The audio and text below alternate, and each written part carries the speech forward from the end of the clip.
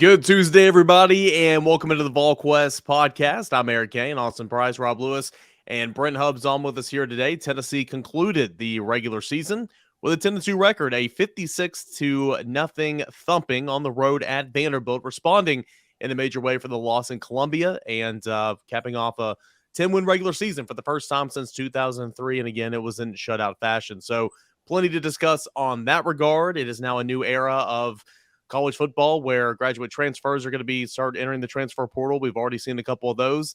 December the 5th is that window starting for a number of other players that can go in. It's going to be a busy time here in December. And of course, the early signing period coming towards the end of the month.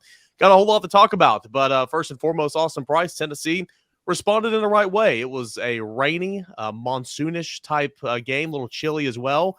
Tennessee had a backup quarterback in there and a couple other players who were out. But Tennessee responded the right way and took down in-state foe Vanderbilt 56-0. Yeah, I mean, they bounced back in a big way. Monsoonish. I mean, it kind of just was just wet. I mean, sideways rain. Here's the question: do you call it what's more accurate, monsoonish or road game for Tennessee? Because the loudest cheers in that stadium were for Tennessee.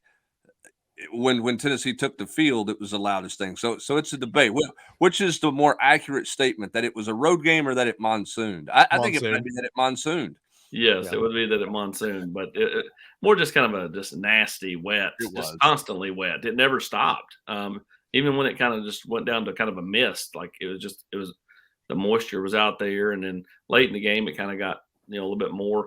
Tennessee's able to do whatever they wanted to on the ground in the second half. And, let's face it, Vanderbilt tapped out. After that, maybe after the Jabari small 52-yard run, but for sure after the 50-yard run by Jalen Wright, Vanderbilt tapped out. I mean, when Dylan Sampson looks like Herschel Walker hitting Bill Bates on that safety and just walking in from 80 yards out, I mean, you knew they wanted no more of the Tennessee run game, no more of Tennessee. They're ready at the offseason.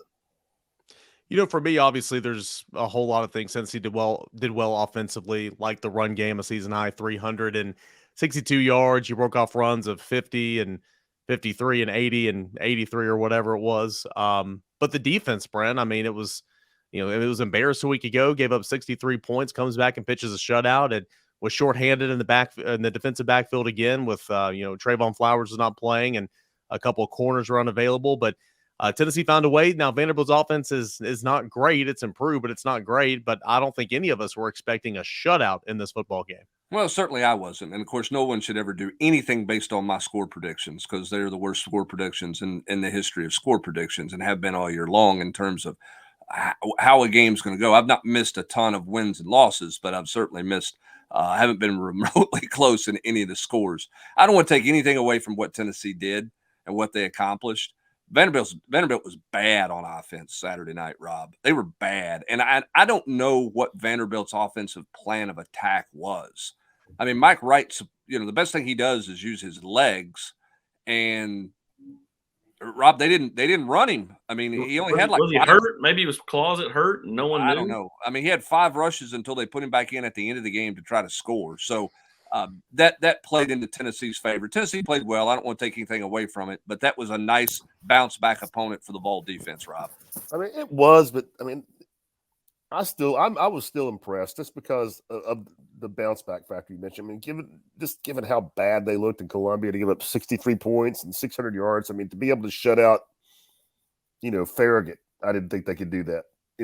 7 days later. I mean, they looked like just a completely different team. I mean, I think they were embarrassed in Columbia, and I think they responded the right way. And yeah, I mean, everybody said it. Vanderbilt's not good, but still, to shut them out on the heels of one of the worst defensive performances I've ever seen from a Tennessee team, if not just flat out, certainly on the short list, then it was an unlooked for response for me. I did not see that coming.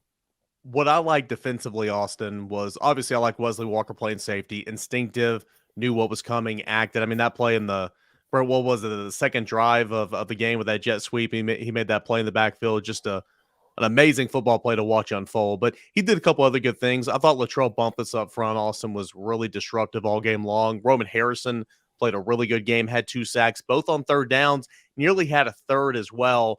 And then I thought the linebackers, thought Jeremy Banks came back and played well. Aaron Beasley continues to get better. Again, Vanderbilt is not like some of these other offenses around the SEC, but as Rob pointed out, it just based on what we saw from a week ago to see what we saw Saturday, it was different and it was unexpected.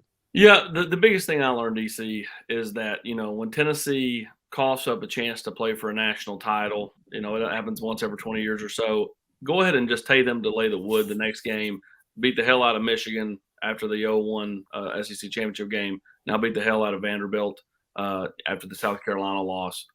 But, you're right. The defense, Wesley Walker, you hope it's not too little too late for him, because I think, he's kind of gotten frustrated over the course of the season. However, you hope that, he says, okay, I played. I know it didn't go like I wanted to, but I think I can be the guy next year. Trayvon Flowers will not be here next year. Jalen McCullough, I'm sure, will try to be. Again, I think Jalen McCullough is a fine person, fine football player. But for Tennessee to take a step in the defense, they've got to get more athletic in the back end. And I never feel comfortable saying those things just because I feel like I'm, poo-pooing on a kid. But like, if Tennessee wants to take a step and improve as a defense, they've got to get more athletic in the back end. And, is that Wesley Walker? Is that someone else? Ultimately, Tennessee's got some nice young pieces on this defense. We saw Tyree West Saturday night with 2 sacks. He's been a guy that's flashed all year long. Josh Josephs, James Pierce, guys that have flashed as well. Tennessee obviously likes what they have in Elijah Herring. I feel like there's some nice young core nucleus pieces coming in this 2023 class, but they need a little bit of instant help, which is why I think they'll go to the portal on defense, especially defense and offensive tackle. Yeah, I mean, I think defensively they've got to get more consistent off the edge. Okay, and I think James Pierce has got potential there, but it's untapped. We'll see where he's at. We'll see where Joshua Josephs. He's shown and flashed, and I think an all season with Joshua Josephs going to be good. If there's a veteran edge guy out there, I think you have to look at that if you're Tennessee, because those 2 young guys have still got a good bit to learn. So I think if you can get a veteran guy who could come off the edge and be an impact player, then you want to look at that. I mean, not getting Jared Verse last year was a big loss for Tennessee. I mean, you look at what Verse did in his 1 season at Florida State. He would have helped Tennessee's pass rush. I think Tennessee needs to be able to rush the passer more consistently with their front 4 against good competition to help the back end, and then they've got to get more athletic in the back end. If I'm Wesley Walker, do you want to go to learn a new system? I mean, I think you walk out of this game, depending on what happens in the bowl game. I mean, is Flowers going to be back? I think you got to rotate Walker back there and play him. But if you're Wesley Walker, you should come out of the Vanderbilt game going, yeah, I probably should have played more and had more opportunities, but can I go somewhere and get a better opportunity that I'm going to have here next year? Because I think he ascends to being one of the safeties for Tennessee next year. I think that's just a natural thing that happens. So that would be my selling point to Wesley Walker if I were Tennessee, is like, look, where are you going to go and get a better opportunity than you have here? Because, it's going to be cleared out in front of you for the most part. So, we'll see what happens with that one. The maddening thing about me for this defense is it's not about this defense, but it's about an individual. And Jeremy Banks wasn't worth 24 points or whatever at South Carolina. And I'm not saying that. Yeah, he was. But that is a guy who's going to leave this program who was productive, who was an exciting player, who never really fully reached his potential, in my opinion. And I think that, it's just unfortunate for him, because if he could managed everything better, handled things better, I think he could have been a really, really good player. He's not a bad player in the least, but I think he could have been more than just a, see ball, hit ball, go really fast. I mean, he made 2 plays in pass coverage Saturday night. Now he dropped them. Okay. Don't get me wrong. He dropped them, but he made 2 plays that were growth that he couldn't have made a year ago. And he made those in the drops in the pass game, and a lot of untapped potential there. He just never could. He's just never been able to dial it in and be focused the way he needs to be focused with everything to be the best version of himself. So we'll see what happens as he moves forward in football and what happens with him. But That's one that you're going to kind of always look back on and go, he was good, but what could he have been had he been 100% locked in the whole time? Yeah, one of those plays you're talking about, Brent, he bluffed the blitz off the edge. This is third down as well. And he reads pass, gets back into his hook curl, finds the third receiver, goes in there, and then breaks on the ball. I mean, that's probably the best Jeremy Banks I've seen in pass coverage ever at Tennessee, and it came in the last game. That was a really nice play. Would have loved to hold on to the football there and have that pick, but again, you're playing linebacker for a reason. Reminded me of you against Shorter. Shorter just a few years ago. Was I going back and covering that tight end that Tennessee just offered? No, he wasn't there, Kane. You're older than that. I want to go on two other. I want to make two other points on this game and move over to the offense side of the football. First, the offensive line with a rotation on the left side, and then secondly, Joe Milton. But Dane Davis and Ollie Lane, Brent, they played about 3/4 of football. They did a great job coming in. You didn't have Gerald Mincy in this game. J.J. Crawford goes out early. Jerome Carvin goes out early. So it's a lot of Dane Davis and Ollie Lane. And then Javonte Spraggins goes down. You have Jackson Lampley to come in and play the other guard. Tennessee did a lot of good things with that rotation up front. I thought Dane Davis played a great football game. On 3 of the 4, Brent, I think you had this in your 10 things, 3 of the 4 long touchdown runs, they were pulling offensive linemen from one side or the other, kicking out and leading up. And I think that deserves some praise because those guys wait on their opportunity. They practice every single day, and they came in and performed. Yeah, I mean, Rob, Vanderbilt's defensive front wasn't, the most aggressive, most challenging, defense along the way. But, I mean, I don't know that Dane Davis has played a snap at left tackle in a game this year.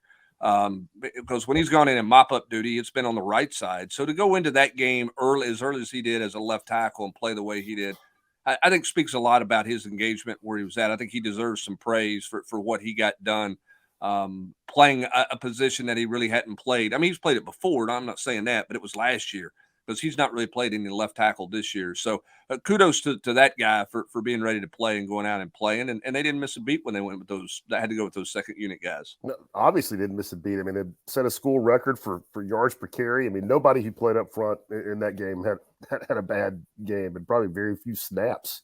I mean, very few bad snaps. And what was it at one point in the second half? I think they had 11 carries for 302 yards. I mean, just in the third and fourth quarters.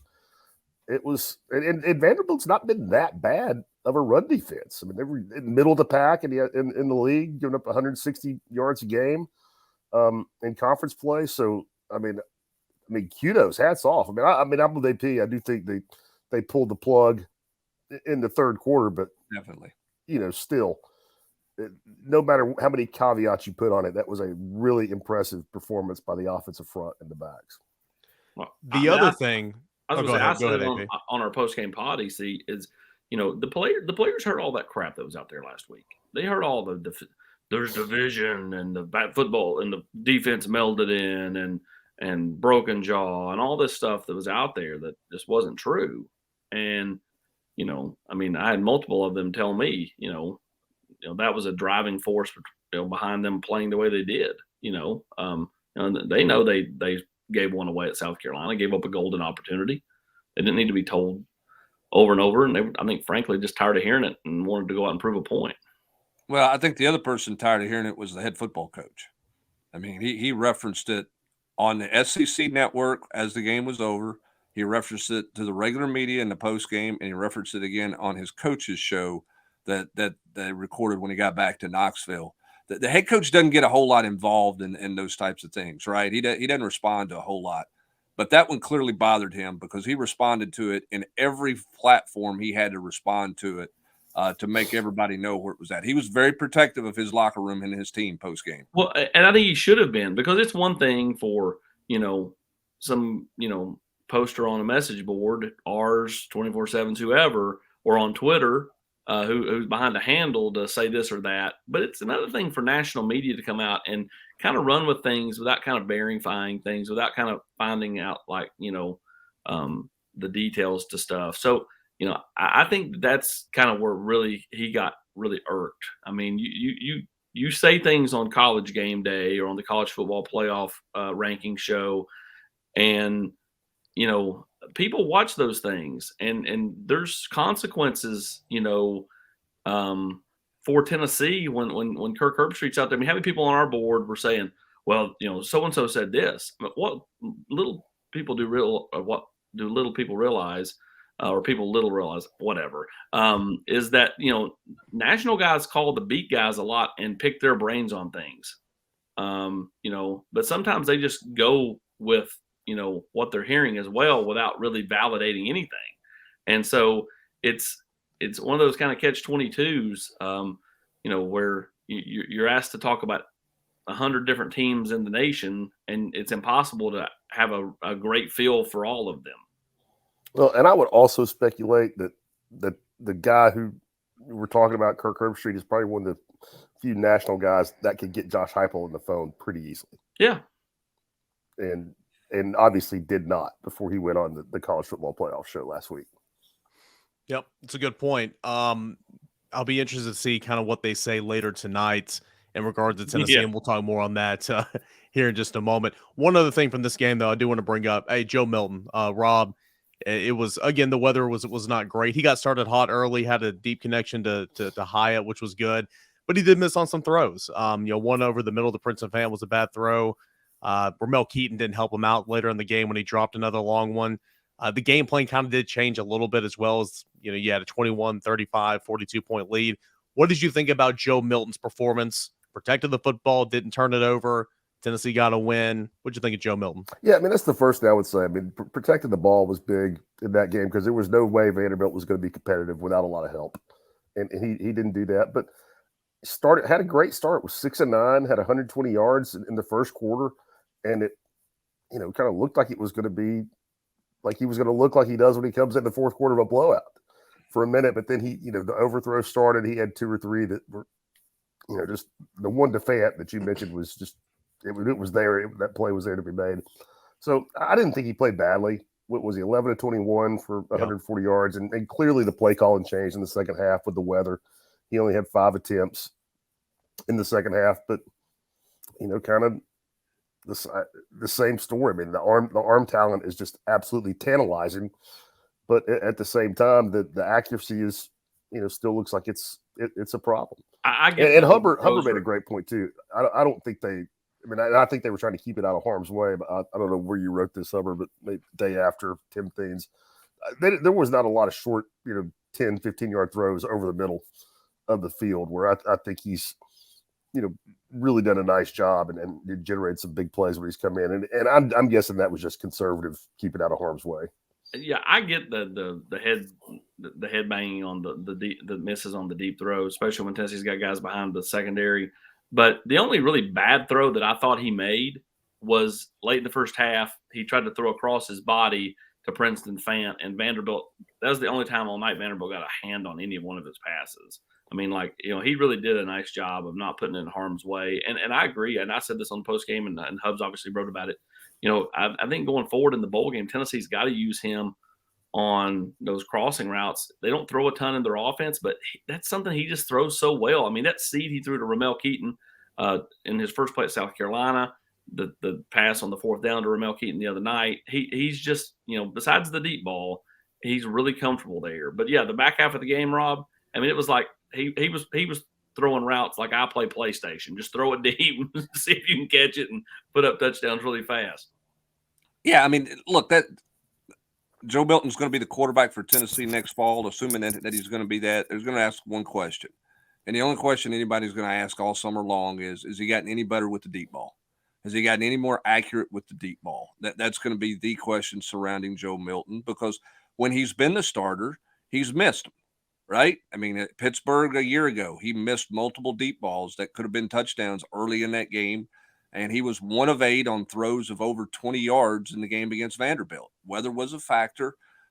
Maybe a receiver got held. There were some different things, but there were some that were just, he threw it 5-6 yards over the guy's head. I mean, the one where Jalen Hyatt tried to run to over there to Ted's Montana Grill, going out the back of the end zone, Austin.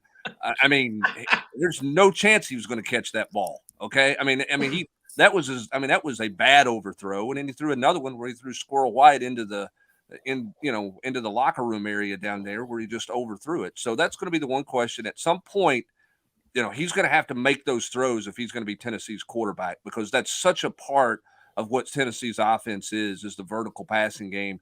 He doesn't have to hit 80% of them, okay? I mean, Hendon Hooker doesn't hit 80% of them. But he gives his guys a chance to make a play. But he can't go 1 for 8 on those routes, Right. And that's my one criticism of Joe. Now, elsewhere, he had no panic. They had no operational issues, right? I mean, everything looked like it was on the same page. You didn't have a bunch of confusion out there. He didn't throw the ball in a bad spot. He didn't take sacks. All those things he gets a lot of credit for. But the biggest question mark he's going to have to answer if he's going to be Tennessee's quarterback is, can he throw the deep ball accurately, more accurately? Random thought. Ted's Montana Grill, really good. Only drawback, they have paper straws. It's not a good deal. A lot of places have the paper straws nowadays. One other thing on Joe Milton, there was one time where he should have just threw the ball out of bounds. He about took a sack, did a great job of evading, ran all the way over to the left, and then last minute just flipped the ball out there and then took a shot. Man, just throw that ball out of bounds and protect yourself. Well, there was a play, I don't remember what quarter it was in, but he was going left to right across the TV, right? And the play was just kind of like a curl for the guy to the left, and it wasn't there. And so he just, Vanderbilt had it defended, so he just threw it out of bounds and hit the injury tent. And I was like, well, whoever was in there is probably concussed now. And the thing was like bulleted in there. Well, I think that's one thing Joey Halsey's got to continue to drive home to all of his quarterbacks. I think there were plays down the back half of the season before Hendon Hooker got hurt where he should have thrown the ball away and just kept stringing a play out, trying to make something happen there. Throw it away and live for another day. And I think that's something that, you got to consistently remind guys of, because I think Hendon Hooker did that a little bit too much. And obviously that one play you're mentioning with Joe, where just get rid of it and don't take the shot and live for another day. But I think when you get in this offense and you think you can score on every snap, you don't want to give up a snap, right? And you want to string it along to see what happens. And that's nitpicking. Tennessee did what they needed to do to win the football game. Defensively, they were really good. Joe Milton was good enough. He was as accurate as he needed to be. 56-0 for Tennessee over Vanderbilt. Some breakout performances as well. Dylan Sampson named SEC Freshman of the Week yesterday. Roman Harrison, as we mentioned, had a couple sacks on third downs. He was the SEC Defensive Lineman of the Week, and I'll be intrigued to see this team play in a bowl game. Brent Hubbs and Austin Price and Rob Lewis was thinking either orange or cotton. Tennessee, Penn State, kind of jockeying for positions in the AP and the coaches, one ahead in the AP, the other ahead in the coaches. Now the conversation shifted a little bit more to when the college football playoff rankings come out tonight, will Tennessee jump Alabama? I'm not expecting it, but even though Tennessee's got the better resume, Tennessee has the head-to-head, I think it should happen. But there's been a lot of discussion on Monday and in the early part of today about saying, will the committee do the right thing and put Tennessee ahead of Alabama? And Austin, if that is the case, Tennessee might make it to the Sugar Bowl potentially, but a lot of things could be coming down tonight with those college football playoff rankings. I feel like we're going to have a really good idea of where Tennessee's going to be going bowling. Yeah, I think wherever they're at, if they're behind Alabama, you're looking at the Orange Bowl. If they're ahead of Alabama, then it'll be the Sugar Bowl, because nothing's going to happen between this week and next week to flip those things. Just like had Penn State ended up ahead of Tennessee, I don't think Tennessee could have gotten ahead of Penn State. When you don't play, I'm interested to kind of see how it plays out too. You're right. Tennessee's resume is better. But everybody's going to go, but they lost. They gave up 63 to South Carolina. But guess what?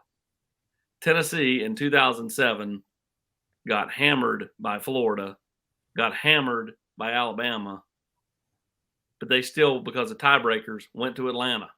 Like, at some point, the head-to-head has to come into play. It's just common sense. The two teams played. I think, if anything, Tennessee's going to get punished because Hendon Hooker is not available. And I think that most people see Joe Milton as a step back from Hendon Hooker, and I think that the rankings will probably reflect that, because as Hubbs has said, from the moment that Tennessee was ranked number 1 in the initial college football playoff poll, the human element, whether anybody wants to say it is there or not, is absolutely there. Why would it not be there? You have humans voting on it. And at some point, their thought process kicks in. Otherwise, if they were going straight by the criteria, Tennessee would be ahead of Alabama come later tonight. I mean, and what's Alabama's best win? At Ole Miss? They beat Texas without Ewers on the road in week 2. So it's that or at Ole Miss. Yeah. I mean, which is, not close to winning at LSU or beating Alabama head to head. What's Ohio State's best win? I mean, they don't have one either. I mean, at Penn State, I guess. I mean, but I mean, how good are they really? I guess they're a 2-loss team. Their 2 losses are to Michigan and Ohio State. But you could make that argument a lot. But again, I get the people that'll throw the 63 in Tennessee's face, and it should be thrown. It was awful. But to think that head to head doesn't matter in some of this is a bit of a head scratcher to me. But whatever comes out tonight, you'll know where Tennessee's going based off where they are with Alabama. Yeah, I think this thing, obviously because of where Tennessee's been, I haven't followed it closely through the years, right? Because you kind of knew Clemson's going to be there, Alabama's going to be there, Ohio State's going to be there, and then kind of who's the 4th team. It's kind of what it's been like the last few years. So you haven't watched it very closely. Rob, it feels like there's a bit of the basketball committee vibe in this deal in terms of, in basketball, it's the old narrative is what did you do in your last 10, right? I mean, they want the hot teams in your last 10. In basketball, when you're seeding the NCAA tournament. In this deal, it feels a lot like the November factor is greater than the September factor is on some things. And I ask it this way, and I think, Austin, you may have mentioned this on the post-game mini podcast. I can't remember. What if Tennessee had gotten beat by 17 points or whatever, got hammered at Pittsburgh in week 2, but then took care of business and beat South Carolina? Where is Tennessee with the same record if you win in November and have an early loss? So I think the November vibe and what you do in November, it carries a lot more weight in this than I thought it would. That's what it feels like. Now, maybe that's not ultimately the case, but it sort of seems what it feels like. Tennessee is being greatly punished, not just for how they lost, but for when they lost. And I think that's something that's a lot like the NCAA tournament selection committee. Yeah, I don't think there's any question. It's better to lose early. Way better to lose early. I mean, but I think the two sports are different because, I don't think it should be weighted as heavily in football because just not as much time has passed. I mean, you talk when you are grading a basketball team in November, when the selection committee, that was ages ago. When you're talking about in March for the NCAA tournament, September seems like a long time ago, but it was really just 2 months, not 8 weeks. Whereas in basketball, you're talking about a lot longer time. But I think you're exactly right, Brett. I think you get penalized later in the season. I think there's recency bias, and it's if you're going to lose one, and you're going to lose one ugly, especially, it's way better to do that in September. I mean, look at Oregon until they played their way out was somehow in the playoff, in the conversation, despite just getting absolutely housed by Georgia, 49-3. Yeah, but by the way, just a quick note on Oregon. Not that anybody watching this really cares about Oregon, but Dan Lanning's got to learn some game management. 2 fourth down calls, one in the Civil War this past week against Oregon State, and then Washington, the Washington 4th down call. What are you doing, man? Those 2 were beyond head scratchers because he gave 2 games away, in my opinion, late in both those football games with how he managed, play calling on 4th down. On Saturday, did they turn it over on downs like their last 4 possessions? Yeah. Or just something absurd? Yeah, with a big lead. Like I don't know. He certainly has had moments where he's looked like a first-year head coach. And that's, that's why they're not in the college football playoff. Okay, give on the record, give your prediction. Where will Tennessee be ranked tonight, and because of that, what bowl game will Tennessee be playing in? Rob, you go first. I'll go with 7, I guess. I think they should be ranked ahead of Alabama. I don't think they will be. So I'll say 7. 7 in the orange. That's what I'll say as well. What do you got, AP? Yep, same. I just don't think that I just think that Alabama carries the weight, having won 10 games 15 years in a row, and Nick and Bryce Young. Now, the interesting dynamic there is, does Bryce Young play in a Sugar Bowl? If he's if Alabama can't get to the playoff. I mean, I think some of those playoff games could have some serious, stars lacking. Yeah, I think it's interesting that you're seeing some of the national conversation that you saw on Monday talking about Tennessee should be ahead of Alabama. Is that just to drum up some talk, or kind of why is that narrative suddenly, creeping out there this week? I still think Tennessee finishes behind Alabama, and I'm with you guys. I think they're 7th, and they're going to go to the Orange Bowl. Is what I project right now, or would guess right now. I do think it's interesting that it almost feels like it's a little out of the blue that this week there's talk about Tennessee should be ahead of Alabama, whereas last week there was no talk about that. Obviously, the talk was about Tennessee and everything going on with Tennessee. Now that they've beaten Vanderbilt, one of the talking points is, should they be ahead of Alabama? Is that because the top 4 kind of set? You don't have a lot of discussion points there, but why is the Alabama Tennessee narrative sort of crept into the conversation on Monday and into today, heading into tonight's announcement? I find that kind of interesting, but I still think Tennessee finishes behind them. And you know what's ironic? Wouldn't you bet that the Sugar would rather have Tennessee, just because how motivated are Alabama fans going to be when it's not a playoff that they're traveling to like it is every year, whereas Tennessee would absolutely, Tennessee fans would flood New Orleans. Yeah, remember this too. You're 100% right, Rob. Here's the other thing too. If Alabama stays ahead of Tennessee, then Alabama can remain on the outside looking in, but in the potential conversation as being the 4th team in the playoff if things fall that way. And I think that's part of that discussion point that's out there. Why I don't think Tennessee would jump Alabama, and suddenly Tennessee becomes a discussion point of being the 4th team in if everything fell that way. I don't see that storyline developing, which is another reason why I think Tennessee stays behind Alabama. And again, to your point, Brent, I think the reason why it's a talking point now and it wasn't last week, it's just straight up recency, right? I mean, Tennessee looked horrific defensively in the loss against South Carolina. It's not like beating Vanderbilt. Even the way you did, it's that impressive. It's just Tennessee didn't lose, and Tennessee looked much better this week, I guess. Well, you also have your 4 teams pretty much set, right? Yeah. I mean, Georgia's not going anywhere. Michigan's going to be at 2. TCU is going to be 3. Mm-hmm. I guess your 4th team is. I mean, you can't keep Ohio State ahead of USC right now, and the 4th spot, it's going to be USC. So those guys are going to be sitting on the desk tonight, and they're going to be this big unveil, and everyone's going to go, yeah. Okay, what do you got? Like, where's the topic? Where's the discussion? The discussion is going to be 5 through 7. Ohio State, Alabama, Tennessee. And that's the point, and that's the talking points of the last 24 hours. Last thing I want to hit on here, the battle for Atlantis. Tennessee took that crown, Rob Lewis. You had really, really good play from Santiago Vescovi. He played well against Butler, played well against Kansas in the championship game. He had Julian Phillips that lit it up against Southern Cal in that middle portion. Your big takeaways from Tennessee winning the battle for Atlantis and kind of where they are right now in the early season? Biggest takeaway, Julian Phillips obviously showing you what he's all about, and they got all that done without Josiah. Yep. Playing a minute. I mean, I think working him in,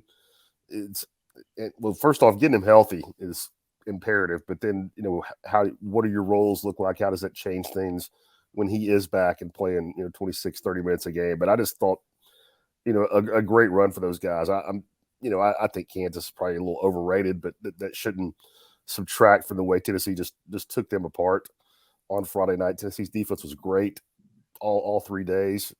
Offense was not great all the time, all 3 days, but that just kind of proves the point that, when shots aren't falling, you can still hang around and win games with your defense.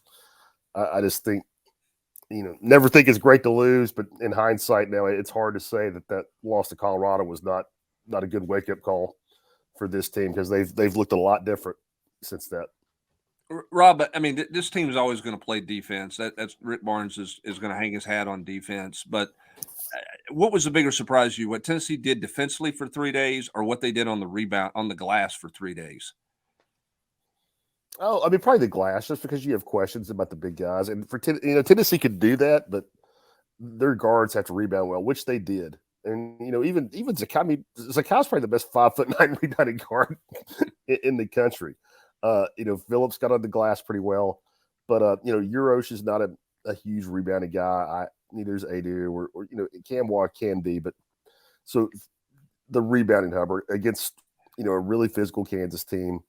If Tennessee can keep that up, it really brightens their outlook. And again, they're without Josiah, maybe their best rebounder.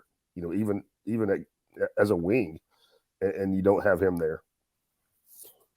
Well, Tennessee will return back to action at Thompson-Boling Arena tomorrow night against McNeese State. That game is set for a 7:15 tip. Complete coverage from Rob Lewis, Grant Ramey as well on Tennessee basketball can be found at Volquest.com. We've got a whole lot of stuff on the site this week at Volquest.com. Of course, there's no game to look forward to this Saturday, but with the college football playoff rankings coming out later tonight, have a good idea of where Tennessee will be going bowling. That official announcement will be made on Sunday as well. So a lot of good stuff, a lot of football content still on the side of Volquest.com. I'm excited about some of the things I'm writing this week for sure.